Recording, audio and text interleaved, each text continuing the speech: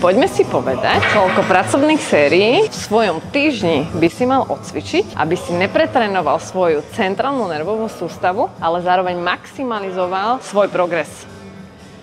Je také, nie že nepísané pravidlo, je to písané pravidlo, lebo je to dokázané už x metaanalýzami, že na veľkú svalovú partiu by si mal odcvičiť maximálne 20 pracovných sérií v týždni. Pracovná séria je odcvičená jedna séria do buď úplného zlyhania, alebo blízko svalového zlyhania. Na tú veľkú svalovú partiu to je 20 sérií a na tú malú svalovú partiu to je 10 sérií. Malé svalové partie máme na rukách svaly, veľké svaly máme zadok, stehna, chrbát alebo prsia. To máme také väčšie svalové partie, potom máme maličké, väčšie 20, maličké 10. Lebo keď odcvičíme viac, ako je tých 20 pracovných sérií, tam už je tá nervová sústava veľmi unavená a zabudni, že ti niečo rastie. Tam všetko bojuje o život. Nie to, aby to ešte niekde rástlo, lebo dali sme tomu tak zabrať, že to má čo robiť, aby to prežilo. Nie, že aby sa niekam posunul, nebodaj ešte vznikli nejaké nové svalové vlákna. Čiže menej je viac.